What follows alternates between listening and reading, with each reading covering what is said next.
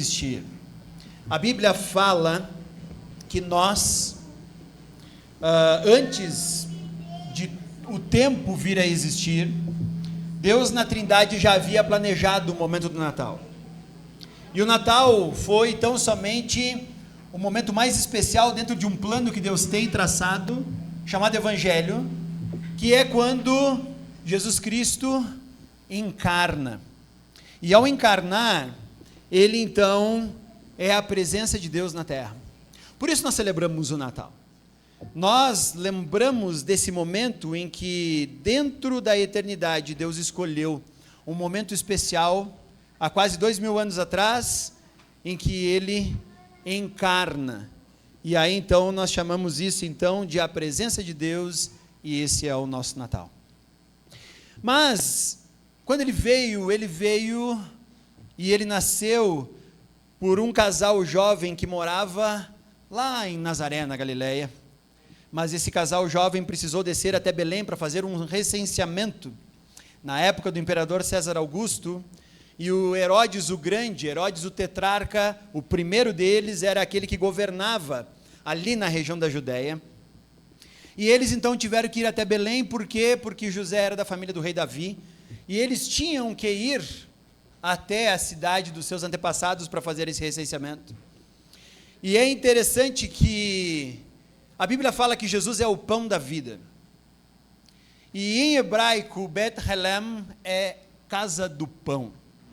Então não teria uma cidade melhor para Jesus nascer que não a casa do pão, uma vez que ele é o pão da vida. Também diz que esse menino, por causa do recenseamento, a cidade estava lotada, estava cheia, e não se encontrou um lugar onde José e Maria pudessem se acomodar. E por isso, então, eles foram temporariamente estabelecidos em um local onde se guardava os animais, e Jesus nasce em uma manjedoura. O que também é muito interessante, porque a Bíblia diz, em João capítulo 1, que Jesus é o Cordeiro de Deus. Também não há lugar melhor para um cordeiro nascer do que em uma manjedoura. Então, todos esses elementos vão dando para nós, então, a ideia do que foi aquele primeiro Natal. Era uma época de verão muito quente, então você vai se identificar, né? Aí nós já descobrimos que não era em dezembro o nascimento dele, porque lá no hemisfério norte agora eles estão enfrentando o início do inverno, mas tudo bem, é a época que nós estabelecemos para fazer essa comemoração. E os pastores estavam dormindo no campo, cuidando dos rebanhos. Por isso nós sabemos que era verão, porque no inverno pastores não dormem ao relento com seus rebanhos. Os rebanhos eram confinados. Então, por esse motivo, os pastores foram convidados pelos próprios anjos, e eles foram os primeiros convidados a chegar e ver a mãe, o pai e o bebê ali naquela manjedoura. Os primeiros convidados de Deus para visitar esse menino foram as pessoas mais simples que podia haver. O Rei dos Reis nasceu em uma manjedoura, na casa do pão, e os primeiros convidados não foram nobres, pelo contrário, foram trabalhadores humildes, os primeiros a chegar lá. Mas também diz a Bíblia que lá, quando Jesus nasceu, apareceu uma estrela e havia magos lá no Oriente, provavelmente da Babilônia, ou talvez da Síria ou da Assíria, nós não sabemos ainda, mas esses magos viram exatamente aquele sinal, e eles então começam uma marcha em direção aonde nasceria o menino. E aí eu quero agora ler com vocês pausadamente Mateus capítulo 2, os primeiros versículos que narram a história a partir desse exato momento. Depois que Jesus nasceu em Belém, na Judéia, nos dias do rei Herodes, magos vindo do Oriente chegaram a Jerusalém e perguntaram: onde está o recém-nascido rei dos judeus? Vimos a sua estrela no Oriente e viemos adorá-lo. Olha que interessante, não falam que eram 3, também não falam que eram reis. A tradição depois estabeleceu isso para eles, mas nesse momento eles eram magos, provavelmente astrólogos do Oriente, que ao ver a estrela, quando nasceu o menino, começam o seu deslocamento até onde pudessem encontrá-lo. Quando o rei Herodes ouviu isso, ficou perturbado, e com ele toda Jerusalém. Tendo reunido todos os chefes e sacerdotes do povo e os mestres da lei, perguntou-lhes onde deveria nascer o Cristo. E eles responderam: em Belém, da Judéia, pois assim escreveu o profeta. Mas tu, Belém, a terra de Judá, de forma alguma és a menor em meio às principais cidades de Judá, pois de ti virá o líder que como pastor conduzirá a Israel, o meu povo. Então esses sábios do Oriente saem de lá e se colocam em marcha. Nós não sabemos quanto tempo durou a marcha, mas eles querem procurar, só que aí vem uma coisa interessante. Por que que eles não vieram direto a Belém? Porque eles não sabiam. Eles viram uma estrela no Oriente, que se acendeu, e depois eles não viram mais essa estrela. E isso é interessante porque eles vão até Jerusalém, que é onde estão as pessoas que conhecem o Antigo Testamento e suas promessas. Muitas pessoas podem observar sinais de Deus durante a sua vida, mas sem ir para a palavra de Deus, vai ficar tateando no escuro. Esses sábios, eles sabem exatamente das promessas e aonde nasceria o menino. E é por isso que então o rei Herodes agora ele fica perturbado. Ele ficou perturbado porque ele ouve a notícia de que nasceu um outro rei.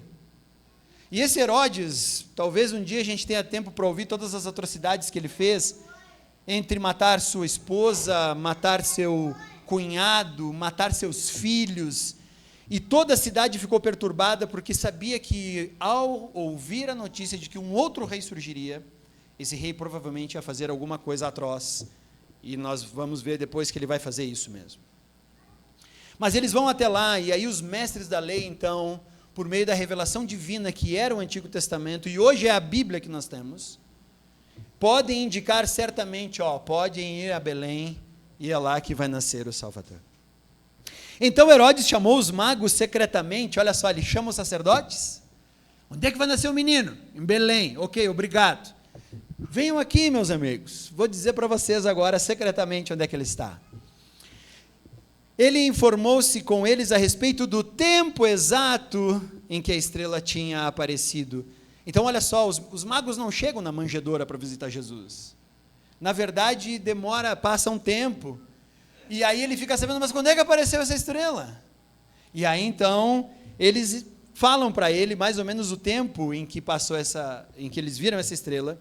E aí enviou-os a Belém e disse: vão e informam-se com exatidão sobre o menino. Logo que o encontrarem, avise-me para que eu também vá adorá-lo. Depois de ouvirem o rei, eles seguiram o seu caminho, e a estrela que tinham visto no Oriente foi adiante deles, até que finalmente parou sobre o lugar onde estava o menino. Quando tornaram a ver a estrela, encheram-se de júbilo, porque tiveram agora uma confirmação do que eles haviam visto. E ao entrarem na casa, perceba que não é aqui a manjedoura. Por quê? Porque a cidade veio, o pessoal estava cheio para fazer o censo. E quando fez o censo, foi embora, mas José não quer fazer uma viagem com uma mulher recém-nascida e um bebê, em um local que é bastante complexo de ser deslocamento, né? De haver o deslocamento. Então eles alugam uma casa e agora eles podem esperar, e aí sim os magos chegam, e aí agora você vê ali que ao entrarem na casa, viram o menino com Maria, sua mãe, e prostrando-se o adoraram. Então abriram seus tesouros e lhes deram presentes, ouro, incenso e mirra.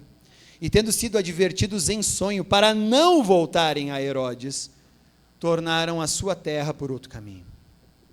Por isso que Herodes espera um tempo, e quando ele entende que os magos foram embora sem dar para ele a notícia, ele mais ou menos calcula um tempo, lembra que ele foi se informar exatamente quando nasceu o menino.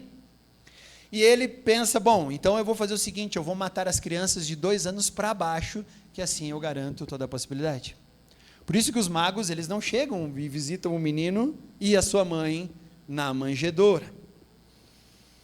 Essa é a história de Natal, eu sei que vocês conhecem, ou a maior parte de vocês conhece, mas eu quero olhar aqui 3 tipos de situações em que nós encaramos ou não Cristo em nós.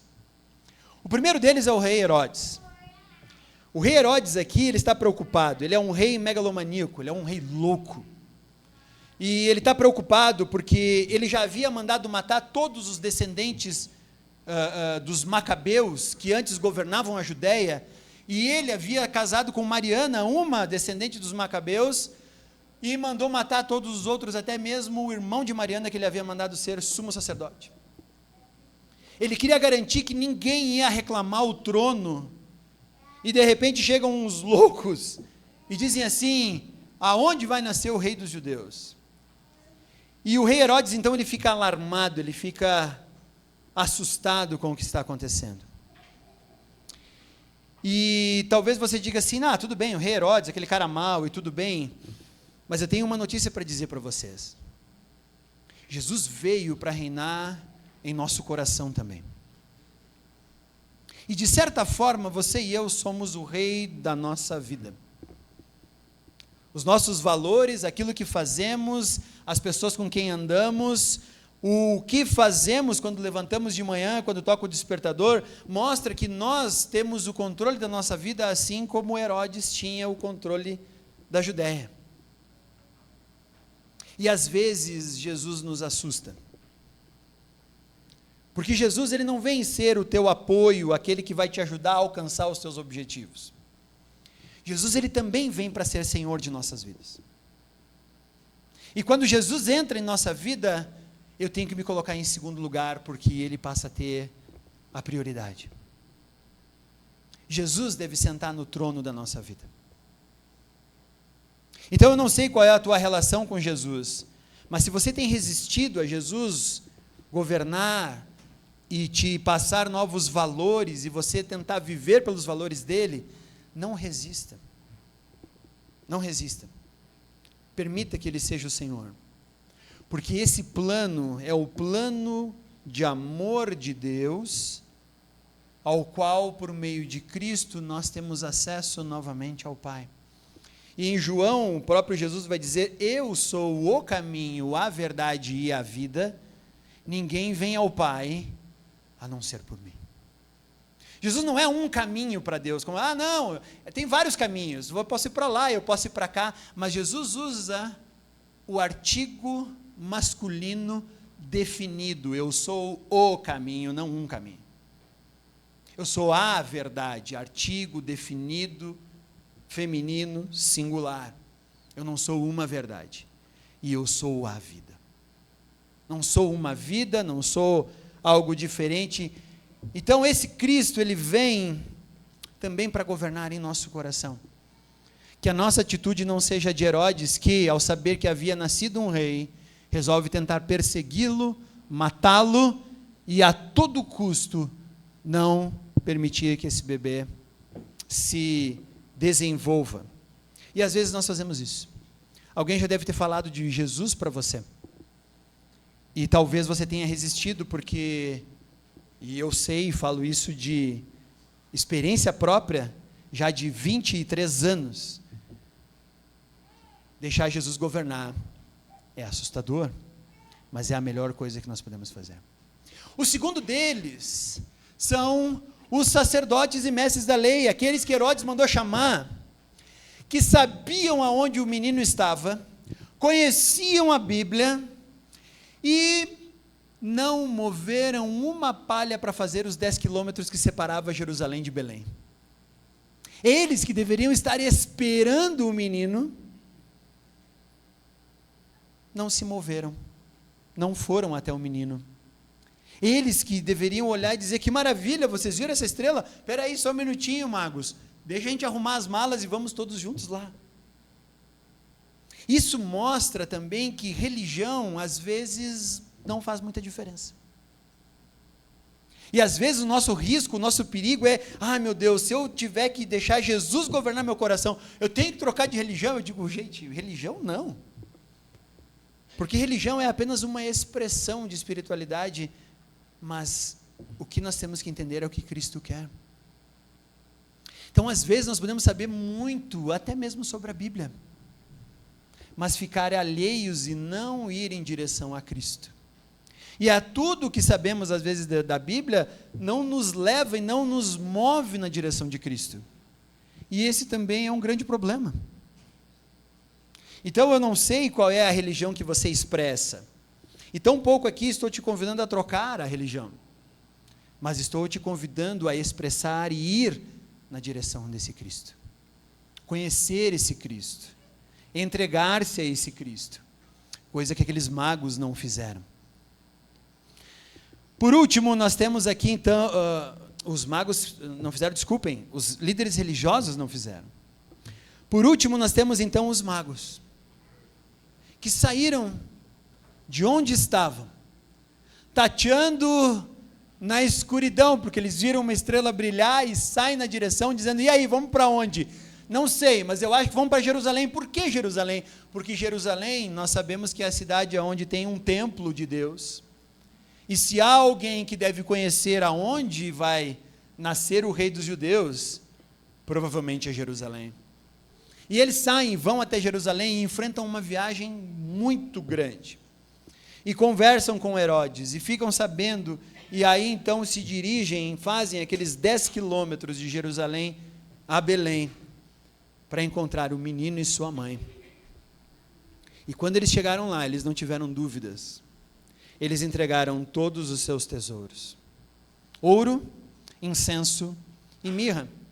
Ouro, porque ouro era o artigo mais nobre daquela época, e eles estavam entregando o ouro, reconhecendo o reinado de Cristo, porque o ouro era coisa que os reis usavam. Incenso tem a ver com o fato de o próprio menino que nasceu, Deus encarnado, também ser o sumo sacerdote, e incenso era algo que se queimava dentro do templo quando você ia fazer uma oferta a Deus. E mirra era, por mais estranho que seja, um dos perfumes com o qual você embalsamava os mortos. Então parece que esses homens estavam já anunciando o que aconteceria com esse menino. E aí talvez você diga assim, puxa, mas eu não tenho muito, o que será que eu posso entregar para Jesus? Fica tranquilo. Tudo o que Jesus quer é o teu coração. Não precisa entregar qualquer outra coisa. Não precisa, Deus não precisa do teu dinheiro, da tua casa, do teu carro, das tuas roupas, do que você tem, da tua conta bancária. Deus precisa única e exclusivamente do teu coração, para que por meio dele, ele possa fazer uma transformação e a partir daí, então, te reconectar com o Criador e trazer um significado para a tua vida. Sabe quando você vai dormir de manhã e acorda, e durante esse tempo você fica pensando, mas será que foi para isso que nós existimos? Será que é para levantar e trabalhar, bater ponto, fazer as horas que nós temos de trabalho, postar lá no grupo do WhatsApp sextou e gastar bastante na sexta-feira, descansar para começar uma segunda-feira corrida? Será que esse é o significado da nossa vida? Será que esse é o significado da nossa existência? E eu vou te dizer que não é. O significado da nossa existência está escondido em Cristo. E quando nós encontramos Cristo, o significado da nossa existência é revelado nele, por ele e por meio dele, e a partir daí nós ganhamos agora uma vida plena de significado. E a partir daí nós temos a oportunidade de termos uma vida nova. Nesse Natal eu quero que você lembre dessas três figuras. Um rei que tentou sufocar um rei que nasceu de Deus, porque não queria entregar seu reino a ele, porque não queria entregar-se a ele. Os religiosos que mesmo sabendo aonde, sequer o seu conhecimento religioso os levou a ir na direção do Messias. E esses magos do Oriente, que vieram de longe, para adorar esse rei que nasceu. Natal é muito mais do que uma ceia, é muito mais do que uma comilança, é muito mais do que presentes, é muito mais do que Papai Noel. Natal é a celebração desse nascimento. E é para isso que você foi convidado hoje aqui, porque agora, por meio de cânticos, nós queremos que você seja informado melhor sobre essa história. Então eu gostaria de fazer uma oração, Senhor Deus, nós agradecemos a Ti por esse sinal magnífico. Em Belém nasceu o Salvador, aquele que vai levar sobre si o peso dos nossos pecados. E Ele vai nos dar vida e trazer esse significado. Senhor, que nosso coração seja mais parecido com o daqueles magos do Oriente, que vêm adorar o menino e entregar para ele o que eles tinham de mais precioso, e nós possamos entregar o nosso coração também. Senhor, que o que vai ser ouvido aqui seja a história da Tua encarnação, desse Natal. É para isso que nós estamos aqui. Em nome de Cristo nós agradecemos. Amém.